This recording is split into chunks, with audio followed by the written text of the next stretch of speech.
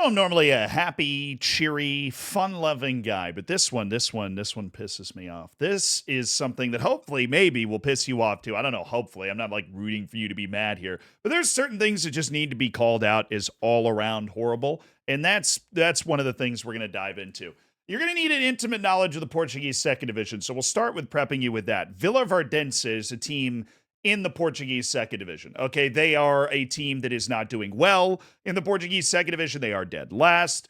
They are going to get relegated. And on the day that their relegation was confirmed, one of the most reprehensible violations of the sanctity of professional sport was created by, from all I can tell, a silver spoon piece of shit that I would not want to have a beer with. That's just where we're going to start.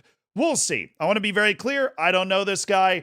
This is just everything that I can glean from the internet about him. So at least the way that he cultivates himself in the public image is a silver spoon piece of shit I wouldn't want to have a beer with. So we'll see how you feel about him. Obviously, I'm coming in with a certain opinion, so you can color everything in with that. So Vila Verdense is a club that is one step away from playing against some of the biggest teams in Europe. Porto, Benfica, Sporting, right? Teams that have international brands. Porto, the last non-power league team to win a Champions League. Jose Mourinho's Porto, right? Benfica and Porto and Sporting, producing a lot of the world's most talented Portuguese players, obviously, but a lot of wonder kids that even aren't Portuguese that come through those ranks, and they end up making a huge impact. Vila Verdense, if they have like one good season, they're playing against those teams. So I am not getting this hot and bothered about somebody in the 7th division of Tajikistan here, right? Because there are plenty of famous stories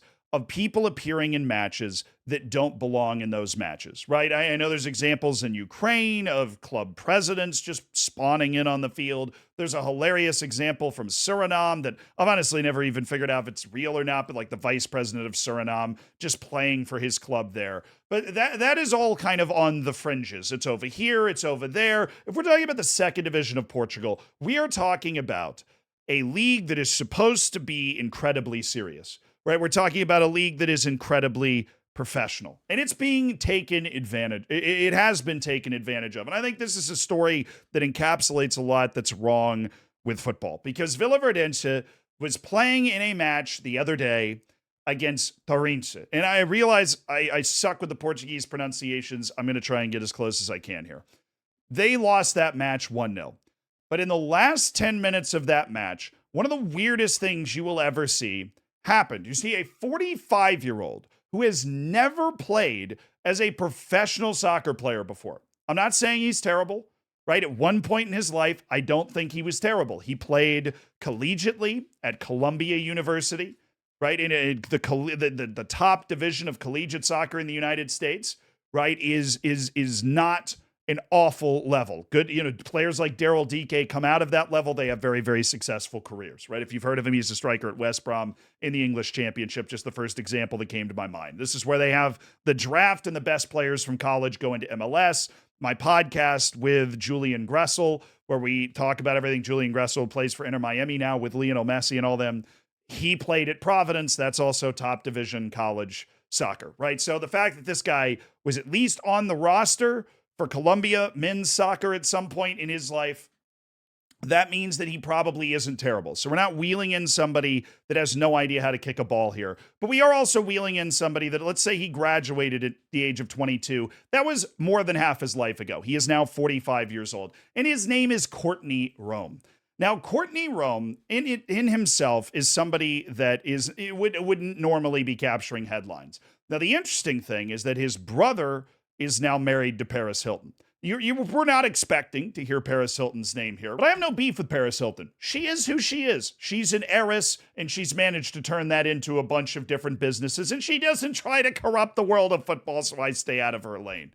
But Courtney Reum, right, the brother-in-law of Paris Hilton, well, this guy, he's got a bit of a different approach. You see, with 10 minutes left in a match where Vila Verdense is going to get relegated, 10 minutes including stoppage time, you see the clock up there, 85-10, right? He subs into the game, right? He's been registered, because this is a serious professional competition where you have to be registered. He's been registered for Vila Verdense since the January transfer window, And this is his opportunity to make an appearance. And we're going to watch him sub in a second. But who is Courtney Reum? And how does he manage to hold a bag over the head of this fledgling second division Portuguese club in a way that allows him to get on the field? Well, fortunately, he's got a Wikipedia page with a profile picture for his Wikipedia page that's been edited so much he looks like he's been drawn by Disney's Imagineers. And on this Wikipedia page, it becomes very clear where this money has come from instantly. His father, Robert Reum, was the former CEO of Amstead Industries, which is one of the biggest companies in the United States,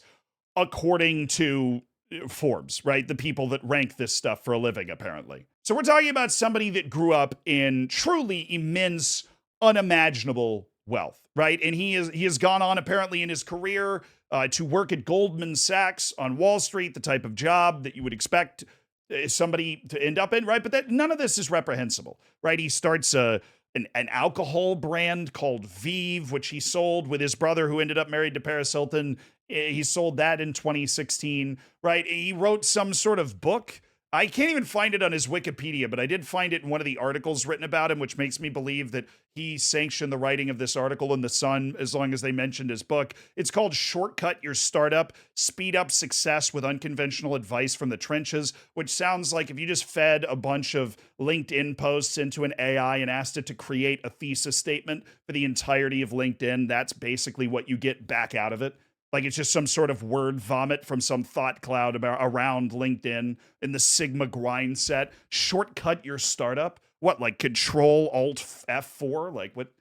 Just shut your computer down then. Right, but none of this in itself is like particularly reprehensible. I'm letting my bias from what he actually did in the second division of Portugal bleed into everything else that he did. Right, but it's hard not to at least get a weird taste in your mouth when this is the first picture I saw of him. Like, I would wear this outfit as a joke, right? So I don't want to just look at this outfit and be like, that doesn't look, all right, right? Because you could definitely end up with a picture of me in this outfit, and don't lie, I would look voluptuous, right? I would look sensational. I would rock the hell out of this outfit too. He's definitely rocking this. Right. But he takes this money, right? This guy's obviously been surrounded by money his whole life. He's been able to apparently not mess that up. But he's taken this money and he's decided to invest it at Villaverdense. Right. And I think we can see where this is going, because while there was there was never any kind of public announcement. And I don't know whether it was his money or somebody in the Hilton family or somebody just in his family. Right. Because his own family's got plenty of cheddar to throw around, right? They can make a lot of grilled cheeses, okay? And they've got a lot of money to throw around. We don't really know where the investment came from, but a certain amount of investment came from. And it clearly was made apparent to the club that, part of that deal is that Courtney Reum is going to be a part of the roster and maybe get an opportunity to play professionally. Like, my mental image of this is Courtney Reum either investing himself out of vanity so that he will be able to play at some point. I mean, literally holding the feet to the fire here and saying, like, I will give you the money that you need, but only if you play me. Or if it was some sort of a family situation, him being like, Dad, I want to play professional soccer. And his dad's like, I have a great idea. Let's embarrass the second division Portuguese team. And embarrass is really the right word, because there's two layers to this that just make me feel absolutely terrible. Right? And the first layer is this Sun article came out right when he was registered. So it became, you have to like submit your registered roster.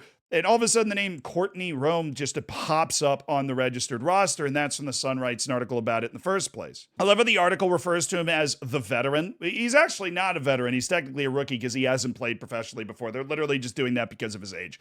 Anyways, a Villaverdense spokesperson told the decision to sign Reum was taken by our scouting department. His age is not a problem. He has the energy of a 20-year-old player.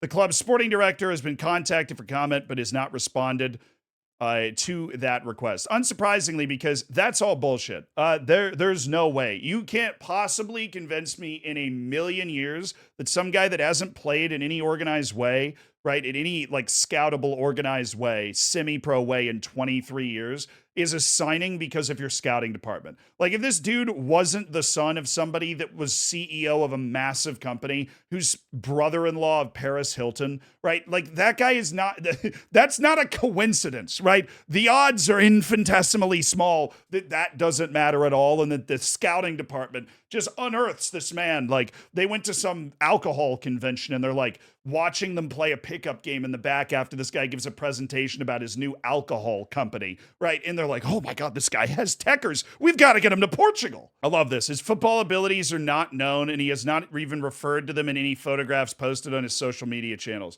Probably because he's throwing that heat around, which look, if you want to be like a trust fund startup millionaire and throw this sort of stuff around and just not get in anybody else's way, I got no problem with you. Honestly, the world kind of needs people like that, right? Like who else are we going to make great movies like Wolf of Wall Street about? I realize that's not the plot of Wolf of Wall Street. That dude was just scamming a bunch of people. So that's a terrible example, but that kind of like party Project X sort of lifestyle, the Dan Bilzerian, but not faking it lifestyle.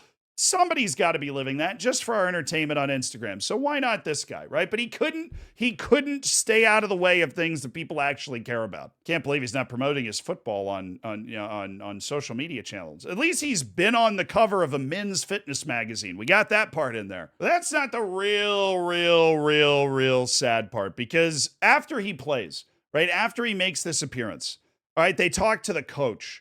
And it's the conversation with the coach that makes me so incredibly sad. So this is dependent on a kind of reporter type named Zach Lowy, who is the guy that was tweeting about this story in a way that I was able to find it. But here are the quotes. In the last minutes, I made a decision, not as our coach, but as a father of this group. It was tough, but I had to look out for the good of my children. These last 10 minutes help a lot so that my players don't go through what they went through again. So basically what he's talking about is the club, based off my understanding of what he's saying, right? The club went through a tough time. And the money that came in, like the injection of capital that came in, is helping appease that tough time, right? But conditionally on the money that came in is Courtney Reum actually playing in matches. So the decision to play him allows his players, like he's looking at it for it as the father of the group, allows his players to not go through perhaps those moments of uncertainty that they were going through before. I can't say too much, which never a great thing when your manager in this sort of situation is saying they can't say too much. I can only say that it was difficult. Never in my life could I put my players at risk. I had to make decisions that put some of my principles into question, but more important than my principles is their welfare. So clearly the arithmetic going on in the head of the coach here, manager Sergio Machado, who I feel terrible for, right? Because I have a feeling his feet were held to the fire. He needed to do this. He needed to put Courtney Reum in, right?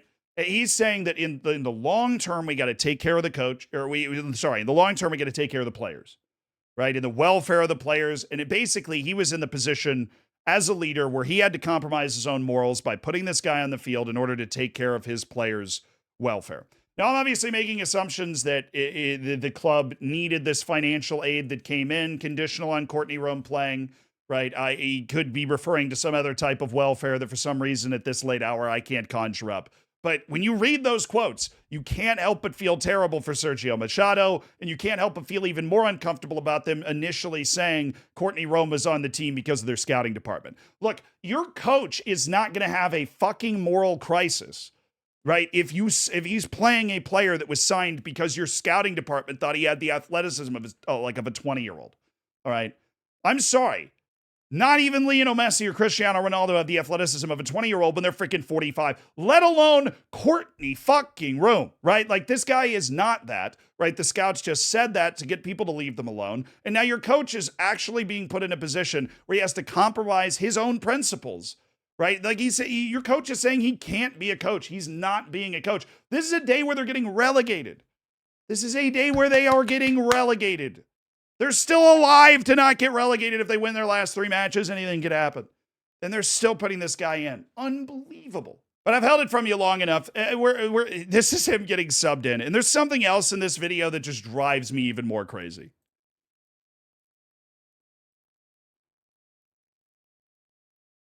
So we've got number 78, Courtney Reum, kind of daps up the guy that's coming off the field.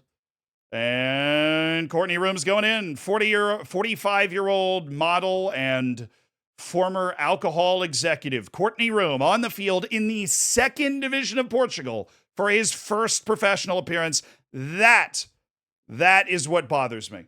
That right there is what bothers me. Right? And I got no problem with supporting your homies. Right? But I'm gonna go in a particular direction in this particular moment. Right? Because we've had a lot of debate about like plastic foreign fans or whatever. This is the only toxic version of that. We got a bunch of people rocking up in the Villa Verdense scarves and whatever that they bought at the gift shop like 5 minutes earlier. Right? They're all here videoing their boy Courtney Reum, who has been involved in some sort of scheme to bully the manager in the club, Villa Verdense, to hold whatever they were able to hold over this club to allow him to make an appearance in this game. Right? They got a sign. Like, I don't know who this guy is holding the sign, but go number 78, Courtney. And it's great. This guy seems to have an incredible infrastructure of supportive friends, right? Which, you hope that you can have that in life. But I can just imagine the sadness and the disenchanted feeling of actual Villa Verdense fans who are at this game or watching this game. They are watching their club down 1-0, 5 minutes and change from what now is starting to feel like inevitable relegation, watching their club get turned into a clown show, into an absolute joke. That is crushing. Like, put yourself in a position of somebody that roots for Villa Verdense. This is your team, right? This is just who you want to win. And now you're watching some 45-year-old, I believe I described him quite eloquently as a silver spoon piece of shit, right? This is the way that he portrays himself, right? And I feel like that second part is comfortable because I don't care if I'm Bill Gates' first son. You would never catch me in a million years running on that field. I'm sorry. Because if you got a club, like an actual club, not like, a team in the 9th division that's just like you and your homies and like the guy from down the street cheering you on, right? But an actual club with institutions and aspirations and fans and history, right? And you come in and you think it's cool. You think it's an achievement to run out on that field. It's freaking sad. It is sad. And I'll tell you what, I would have never known who Courtney Reum was before this moment. But now I do, and forever that name will be synonymous with that sadness, with that sort of vain sense of fake accomplishment that he feels like he's attained, that his friends and family feel like he's attained. I'm going to assume that's who's in this box, right? I mean, they're holding the Courtney sign, right? This is like the friends and family, right? They're in the suite, of course.